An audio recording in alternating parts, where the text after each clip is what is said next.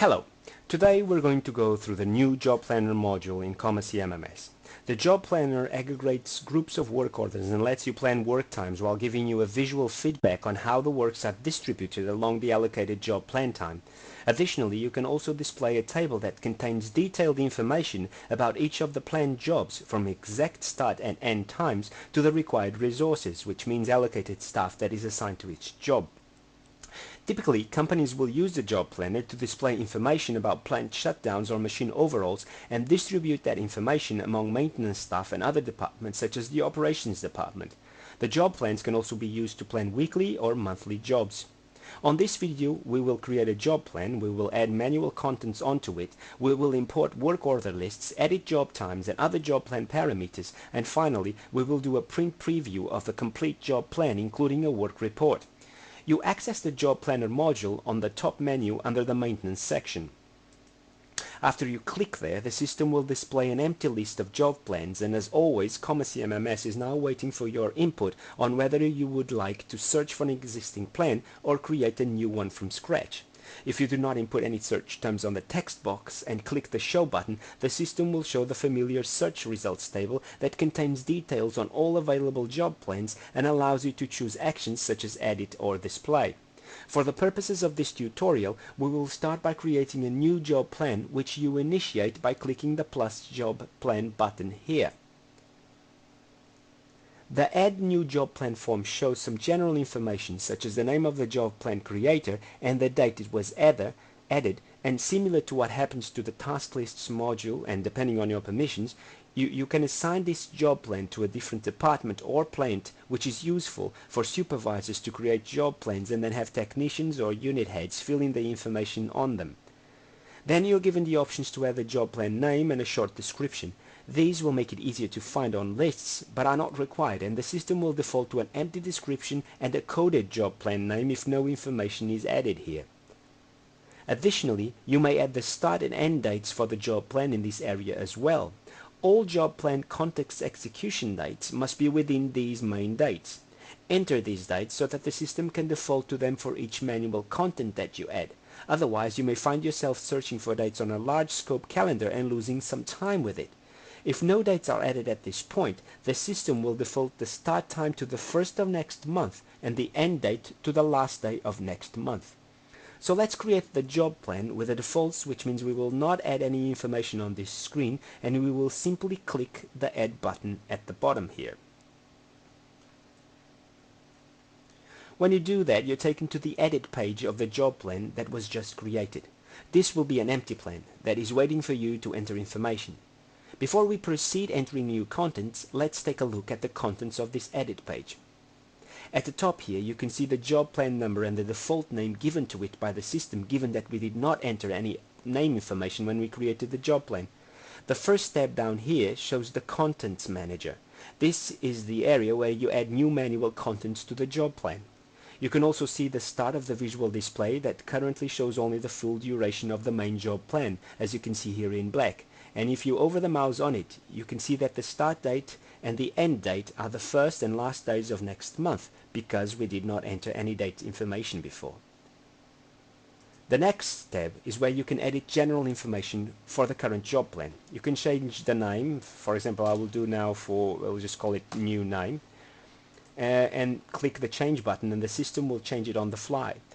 Note that the change at the top of the page as well, that also changed to the new name that I've just entered. So let's do, for example, new name 2, and you'll see that it changes up here as well. You can also enter a new description, so we'll just add a new description, something new plan description 2, and it is also changed on the fly. You can change the assignment of the plan to another department and or plant, and finally you can adjust the start and end dates. So for example, let's change the start date from the 1st, which is what we have now, to the 2nd of next month. So we simply click on the date there and change it to the 2nd. And once you change the date, you need to click Save to make the changes permanent. Note that if the plan has contents at that moment when you change the dates, then the contents that are currently scheduled to times and dates that are outside of your new range are going to default to the new range, and you will have to reschedule them if required. The next tab is the Job Reports tab.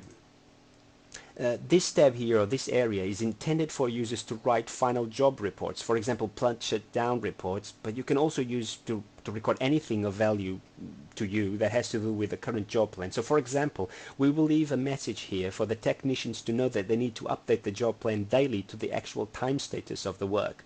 So we'll just add a text, some text that says, please update this job report daily during machine overall. You now have to click the Save Report button here to save the report that we've just added. So if you go back here to Job Report, there it is. The last tab shows you the current status of the job plan. This can be active or complete. You can edit active job plans at any time, but as soon as you set the job plan to complete, then it will be viewable only. You can also delete the job plan, and if you do this, know that you will no longer be able to retrieve the job plan information from the system. Now let's go back to the Plan Contents Manager tab here and add a new manual entry. You can choose a line color on the graph for each new entry. Let's choose red, for example, on this one. So we'll choose red. And you can add a work order number or a note. If you add a work order number, the system will fetch the work order summary and add that information onto the note area. If you leave the work order number empty and add a note, that note will be shown on the chart above. So let's add a new manual note that says machine 1 unavailable. So we'll just do it over here. This, for example, could be information for the production department. Once the content is added to the job plan, you can see it on the plant chart above, and you add it by clicking the plus button in here. Note the color and that the start and end dates match the start and end dates of the main job plan. This is because we used the default dates when we added this content. So now let's change that information.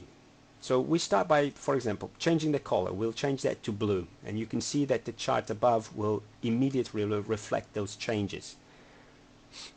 Then we would change this text here to say, instead of machine 1, we made a mistake and it's machine 2. So to do that, click twice on the line that you'd like to edit and change the text, clicking enter after that. And again, you can see that the chart is updated immediately after we make the change.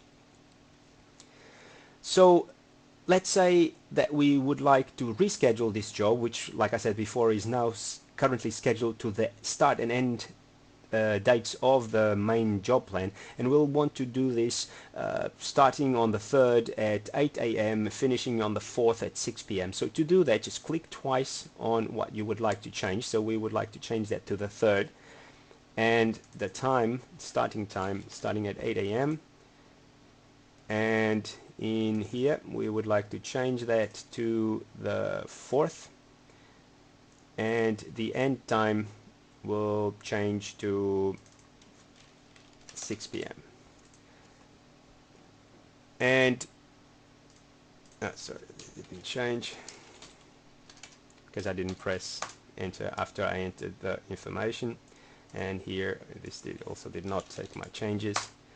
Okay, now I pressed enter, and as you can see here, the chart has adjusted dynamically to the changes that we are doing down here. So this is how you add manual entries to the job plan. But what happens if you want to add work orders? You have two options. You can either add work order numbers manually, which means you need to know the work order ID number. So for example, say we want to schedule a work order that we have in here. Let's see, I'm not sure if we have this order number. So what you do is you add the work order ID number, which, like I said, you have to know beforehand. Okay, and then we get an error saying that the work order ID doesn't exist. So we go and do something very quickly, which is just finding out, just looking for a work order number that indeed exists. And let's say 281 is a work order number that exists. So we'll add that. I was off by 1. 281, and we will add that.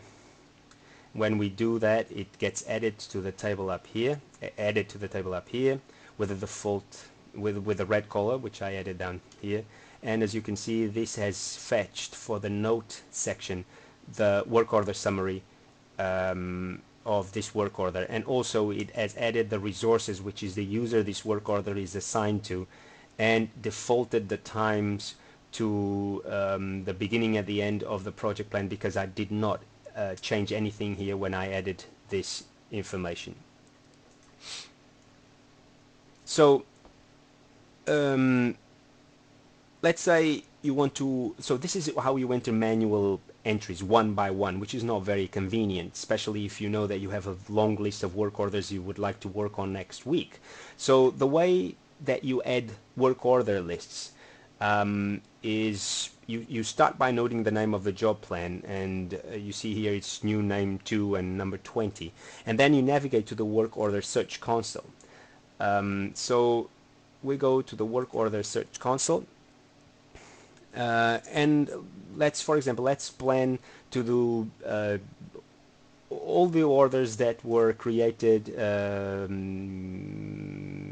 after yesterday and that are on an assigned status currently. So I guess it's going to be just one order, but anyway, let's see. So there you go, you have this order. So we would like, and I'm doing this example for one order, but we could have several other orders here on the list. So we'd like to schedule this, and we would like to add this work order. And don't forget that we could have several orders, and we can do this in one go for all the orders that show up on this list. We'd like to add those orders to job plan. So to do that, you click the Add Results to Job Plan link up here, and a new window appears. And then from there you choose the work order, the job plan number you'd like to transfer this to. So the one we had was this one, new name 2. So we're going to add one item, one work order to this job plan. So we'll do that, and you wait for the confirmation message here at the bottom. It says that one item was successfully imported to job plan number 20. So let's go back to the job plan page and verify that indeed these work orders, or actually this work order results, have been added to the list. So we'll go back to the job planner, and we will go and show all the job plans that we have, and we have the one we added the work order to. So we click on edit there just to see if it's available. And there we go. Of course, we have two entries with the same work order because this is the manual entry that I did, and this is the automatic import entry that we did just now.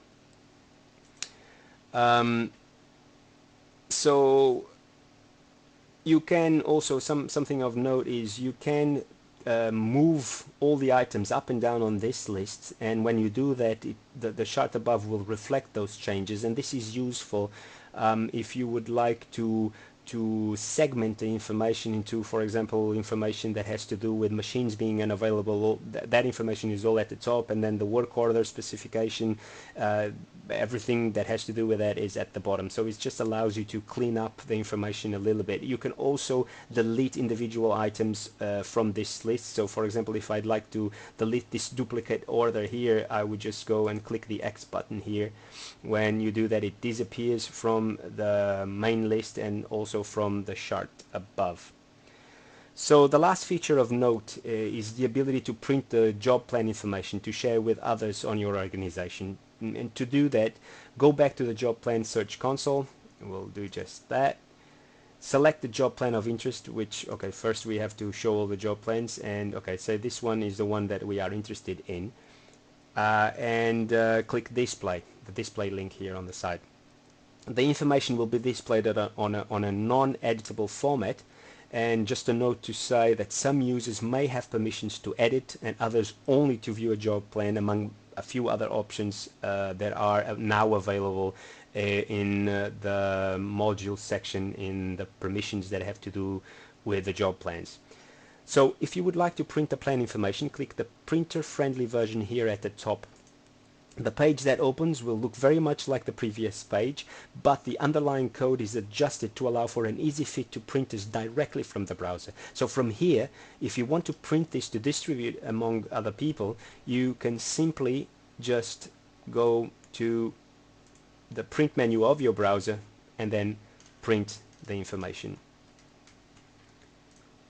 Just a note about the printing. If your browser shows the URL and other information on the header and footer of the page that gets printed, and that information gets in the way of the job plan information, know that you can switch off what gets shown on the header and on the footer in the printing preferences menu of your browser. On Firefox, and this is the browser I'm using, but I'm sure that this is also available in other browsers, what you do is you go to File menu to Print, then you choose the Options tab over here, and then set all of this to blank. And this way you'll clear the header and the footer and leave all the page area available to display information related to the job plan. So this is how you use the Job Planner module. If you have any doubts, please do join us in the community forums. Thank you.